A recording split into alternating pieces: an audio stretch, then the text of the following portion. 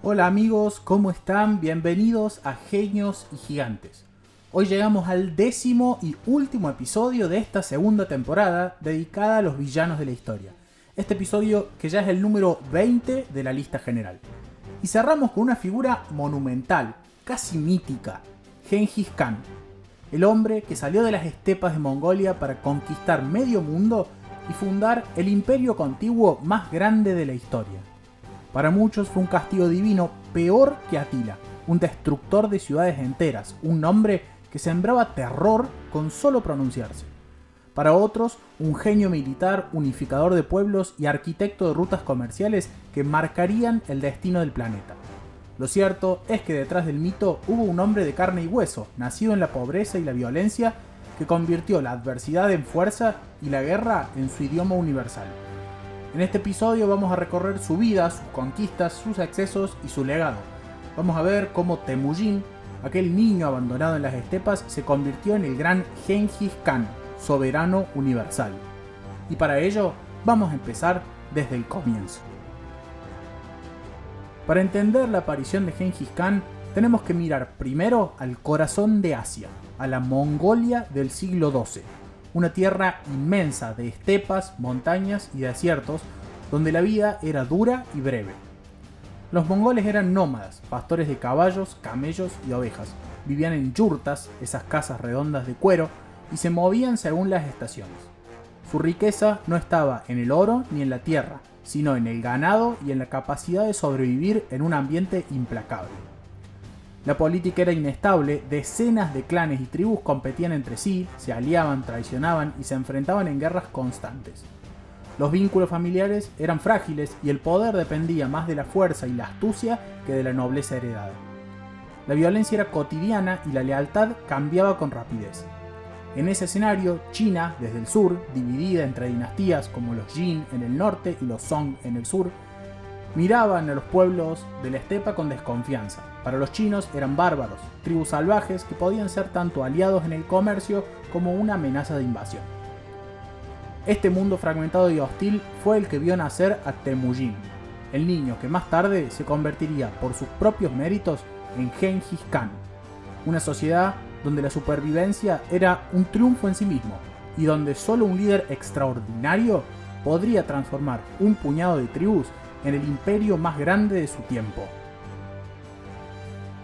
Temujin nació alrededor del año 1162 cerca del río Onon, en Mongolia. Era hijo de Yesugei, un jefe tribal respetado, y de su esposa Hoelun. Su nacimiento fue acompañado por un presagio. El bebé vino al mundo con un coágulo de sangre en la mano. En la tradición mongola, eso significaba que estaba destinado a ser un gran guerrero. Pero la fortuna le duró poco. Cuando Temujin tenía unos 9 años más o menos, su padre murió envenenado por una tribu rival. La familia quedó abandonada, sin el respaldo de su clan. Su madre y sus hermanos fueron expulsados a la miseria. Vivían a la intemperie, cazaban pequeños animales y recolectaban raíces para sobrevivir. Temujin pasó de ser hijo de un jefe a un niño marginado, marcado por el hambre y el desprecio. Esos años de hambre y exclusión forjaron en Temujin un carácter áspero, desconfiado y combativo. Aprendió que la lealtad de las tribus podía desvanecerse en un instante y que el poder no era un derecho de sangre, sino algo que debía ganarse con fuerza y estrategia. Poco a poco comenzó a reinsertarse en el mundo tribal gracias a su inteligencia política. Supo tejer lazos con jefes influyentes, reconstruir alianzas y generar fidelidades no solo con su linaje, sino también con seguidores que valoraban su capacidad de liderazgo. Lo que había comenzado como una vida condenada al olvido terminó convirtiéndose en la base de su ascenso. Un hombre que, desde la marginalidad más cruda, logró volver a ocupar un lugar en la política de clanes. Ya en su juventud, Temujin comenzó a destacarse como un líder con una visión distinta a los demás jefes de clan. Mientras muchos basaban su poder en la nobleza heredada o en la fuerza bruta, él apostó por algo innovador, una política de meritocracia y lealtad personal. Para ascender a puestos importantes a su lado, no importaba el linaje, sino la capacidad de servir bien y la fidelidad al líder. De esta manera, fue reuniendo seguidores entre los clanes, construyendo una red de alianzas que poco a poco fue consolidando. Supo negociar, casarse estratégicamente y forjar pactos, pero también imponer disciplina con dureza cuando era necesario. Hacia finales del siglo XII, Temujin logró algo que parecía imposible: unificar a las tribus mongolas, fragmentadas durante siglos en rivalidades constantes. En una gran asamblea llamada Kurultai, fue proclamado como Genghis Khan, un título que significa soberano universal. Con este nuevo nombre no solo se convirtió en jefe de su pueblo, sino que se presentó como líder de todos los pueblos de la estepa. A partir de ese momento empieza la parte en serio de su historia, y para él comenzó una transformación profunda, de caudillo tribal a emperador en construcción. Además, reorganizó su ejército de manera revolucionaria, lo dividió en unidades de 10, 100, 1000 y 10.000 hombres, con líderes elegidos por capacidad y no por nacimiento. Estableció un sistema de mensajeros a caballo por postas que permitía una comunicación rápida en vastas distancias, y perfeccionó el uso de la caballería ligera y los arqueros a caballo, que se volvería la pesadilla de ejércitos mucho más grandes y pesados. Así nació la maquinaria de guerra que cambiaría la historia del mundo. La estepa asiática, hasta entonces tierra de tribus dispersas, había dado origen a un imperio en potencia como ningún otro. Y al frente de todo estaba Genghis Khan, el hombre que convertiría el caos de la estepa en una fuerza imparable. Una vez consolidado como líder de las tribus mongolas, Genghis Khan puso en marcha la maquinaria de guerra que había construido. Sus primeras campañas fueron contra los enemigos más cercanos: los tártaros, los merquitas y los naimanos, pueblos de la estepa que habían sido rivales históricos. Con una combinación de estrategia militar y crueldad calculada, fue derrotándolos uno a uno. Su fama de brutalidad comenzó en estos choques iniciales. No solo vencía en batalla, imponía el terror como un arma psicológica. Pueblos enteros eran arrasados y los sobrevivientes esparcidos para servir como ejemplo. Los rumores de su crueldad viajaban más rápido que su ejército, y muchas veces las ciudades se rendían antes de que él siquiera llegara. El siguiente gran paso fue mirar hacia el sur, hacia el poderoso imperio Jin, en el norte de China. Allí, Genghis probó la fuerza de su ejército frente a una civilización más desarrollada, con ciudades fortificadas y ejércitos numerosos. Contra todo pronóstico, logró derrotar a los Jin en varias batallas, gracias a la movilidad de su caballería y a las tácticas ingeniosas como la retirada fingida, que consistía en huir en desorden para atraer al enemigo y luego rodearlo con miles de jinetes. Tras esas victorias, su ambición creció. Miró hacia el Asia Central, hacia el reino de Khwarezm, una rica región comercial entre Persia y Asia Menor. Lo que comenzó como un intento de establecer relaciones comerciales terminó en una guerra abierta, cuando el Shah, o rey de Khwarezm, ejecutó a emisarios mongoles, un pecado diplomático imperdonable. Genghis respondió con una de las campañas más sangrientas de la historia. Ciudades enteras como Bujará, Samarcanda y Urgench fueron tomadas y arrasadas, dejando un rastro de destrucción que estremeció a toda la región. Fue entonces cuando Occidente empezó a escuchar el nombre de Genghis Khan.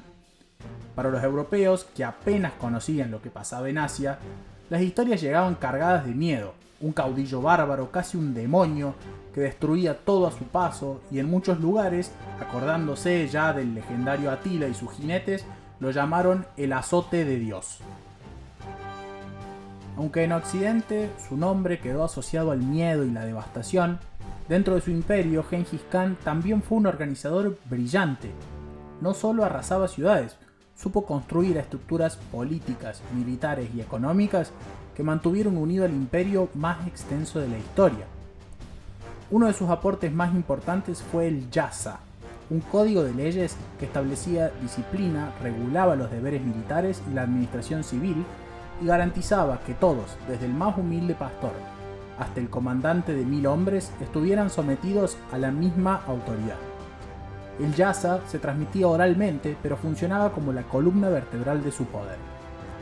En el terreno militar, la organización en decenas, centenas y millares daba flexibilidad y eficiencia.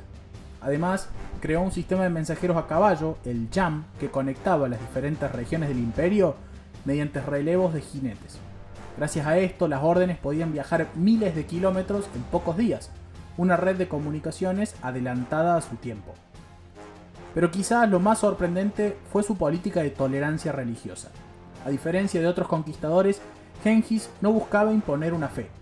Aunque él practicaba el tengrismo, una forma de chamanismo tradicional de los pueblos mongoles que veneraba al dios del cielo eterno azul, Tengri, en su imperio convivían musulmanes, cristianos, budistas y chamanistas. Lo importante no era la religión, sino la lealtad al Khan. En lo económico, protegió las rutas comerciales y garantizó la seguridad de los mercaderes bajo su mando. La ruta de la seda floreció como nunca antes, uniendo China con Oriente Medio y Europa. Aunque sembraba destrucción en la guerra, en tiempos de paz, sus dominios se convirtieron en un espacio de intercambio sin precedentes. Este doble rostro, el destructor que arrasaba ciudades y el gobernante que organizaba un imperio con leyes, comunicación y comercio, explica por qué su figura es tan difícil de clasificar. Para unos es un villano y para otros un visionario. Si algo hizo de Gengis Khan un villano temido en Occidente, fue la brutalidad calculada de sus campañas. No se trataba solo de vencer, se trataba de aterrorizar, para que las próximas ciudades se rindieran sin resistencia. Sus ejércitos eran maestros de la guerra psicológica, enviaban mensajeros para exigir la rendición, y si una ciudad se negaba, la destrucción posterior era tan absoluta que la fama corría más rápido que los caballos. A veces dejaban unos pocos sobrevivientes para que difundieran el horror. También usaron métodos que hoy llamaríamos guerra biológica. Hay registros de que los mongoles catapultaban cadáveres de animales y hasta cuerpos humanos infectados sobre las murallas de las ciudades sitiadas, provocando epidemias que diezmaban a la población. De hecho, la historia de Gengis termina vinculándose con toda Europa como causa de una de las peores pandemias de su historia, la peste negra o peste bubónica. Aunque no directa ni intencionalmente ni en el mismo momento, los estudios indican que el gran número de intercambio comercial que se produjo por el control y la promoción mongola de la ruta de la seda fue la avenida para el tránsito de la enfermedad hacia Europa en los siglos venideros. En cuanto a la tecnología, Gengis supo aprender de sus enemigos. De los chinos, adoptó la ingeniería de asedio, catapultas, torres móviles, arietes e incluso el uso de la pólvora en primitivos explosivos. Con estas técnicas, sus ejércitos dejaron de ser simples jinetes de la estepa y se convirtieron en conquistadores capaces de tomar fortalezas amuralladas, algo impensable para los pueblos nómadas anteriores. La extensión de su imperio fue asombrosa. Hacia el oeste llegó hasta el corazón de Europa Oriental. Hungría, Polonia y las puertas de Viena escucharon el galope mongol. Hacia el sur, su poder alcanzó Persia y las estepas del Cáucaso. Intentó penetrar en la India, pero el clima, las enfermedades y la geografía jugaron en su contra. Las selvas, ríos caudalosos y el calor sofocante no eran el terreno ideal para la caballería de la estepa. En su máximo apogeo, el imperio mongol se extendía desde el mar de Japón hasta el mar Caspio, desde Siberia hasta el norte de la India. Ningún imperio contiguo de la historia fue tan vasto, ni los romanos, ni Alejandro Magno, ni los chinos, solo Gengis Khan. Pero detrás de esa extensión estaba siempre la misma fórmula: velocidad, disciplina, terror y una voluntad de hierro para arrasar todo obstáculo. Un imperio construido sobre las ruinas de ciudades incendiadas y poblaciones enteras masacradas. En sus últimos años, Gengis Khan ya era un líder envejecido pero implacable. Continuaba dirigiendo campañas militares, expandiendo su imperio hacia China occidental y Asia central. La ambición no se apagaba con la edad. Hasta el final de su vida siguió cabalgando con sus tropas, convencido de que el destino de los mongoles era conquistar sin límites. En 1227, durante una campaña contra el reino de los Xia occidentales, la muerte lo alcanzó. Las causas siguen siendo un misterio. Algunos cronistas afirman que murió tras caer de su caballo, otros que fue herido en combate, y no faltan las leyendas que hablan de enfermedad o incluso de que fue asesinado en secreto. Lo cierto es que su muerte fue tratada con un secretismo absoluto. Su cuerpo fue trasladado de regreso a Mongolia, pero nadie sabe dónde está enterrado. Según la tradición, su séquito arrasó todo lo que encontró en el camino para ocultar el rastro, incluso aldeas enteras. Al llegar a la tumba, se dice que mataron a todos los testigos para que nadie pudiera revelar su ubicación. El lugar exacto de su descanso sigue siendo uno de los grandes enigmas de la historia medieval. Pero aunque el hombre desapareció, su imperio continuó creciendo bajo sus herederos. Sus hijos y nietos, como el famoso Kublai Khan, expandieron aún más las fronteras, hasta dominar China, Rusia, Persia y grandes partes de Europa Oriental. Tras algunas generaciones, el vasto imperio se fragmentó inevitablemente. Surgieron reinos e imperios híbridos entre mongoles y las poblaciones locales que forjaron las naciones hacia el futuro. Otros se asimilaron y se convirtieron en emperadores chinos. En resumen, la influencia de Gengis y la manera en que convirtió todo Asia y parte de Europa moldeó el mundo hacia fines de la Edad Media. El legado de Gengis Khan es tan vasto como contradictorio. Bajo su mando, los mongoles crearon el imperio contiguo más grande de la historia. En lo negativo, su nombre quedó asociado a la destrucción masiva. Se calcula que sus campañas provocaron la muerte de millones de personas. Ciudades enteras fueron borradas del mapa, bibliotecas reducidas a cenizas y culturas enteras arrasadas en cuestión de días. Para Occidente, Gengis Khan fue el villano por excelencia, un bárbaro sanguinario, el rostro mismo del terror. Pero su legado no puede reducirse al miedo. Bajo su imperio floreció el comercio en la ruta de la seda. Se establecieron leyes que aportaron estabilidad, se garantizó cierta libertad religiosa y se abrieron caminos de intercambio entre Oriente y Occidente que marcaron el inicio de una globalización temprana. Hoy en Mongolia es venerado como un héroe nacional, el padre de la nación. En cambio, en muchas crónicas europeas y musulmanas de su tiempo, es recordado como una fuerza de destrucción sin precedentes. Esa dualidad es la clave para entenderlo. Un hombre que fue al mismo tiempo destructor y constructor, villano y genio. Y en esa tensión entre barbarie y civilización, entre sangre y comercio, entre fuego y ley, se sostiene la figura de Gengis Khan, un gigante cuya sombra aún recorre la historia del mundo. Un líder que, incluso en la muerte, siguió envuelto en misterio. Y así, amigos, llegamos al final de este 20º episodio de Genios y Gigantes. Y con él cerramos nuestra segunda temporada dedicada a los villanos de la historia. Hoy conocimos la vida de Gengis Khan, el hombre que desde la pobreza y la violencia de la estepa mongola construyó un imperio que cambió el rumbo del mundo.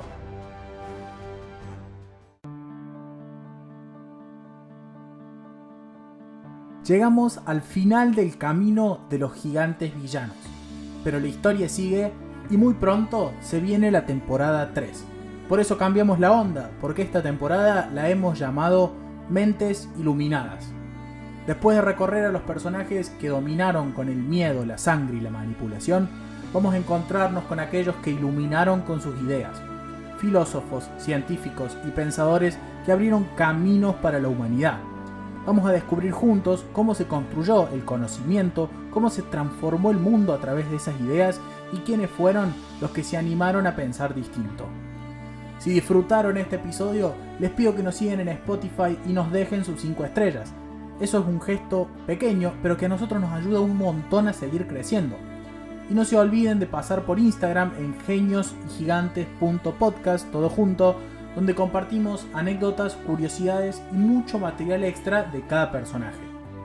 Mi nombre es Francisco Sagorda y fue un placer acompañarlos a lo largo de esta temporada oscura, apasionante y llena de villanos.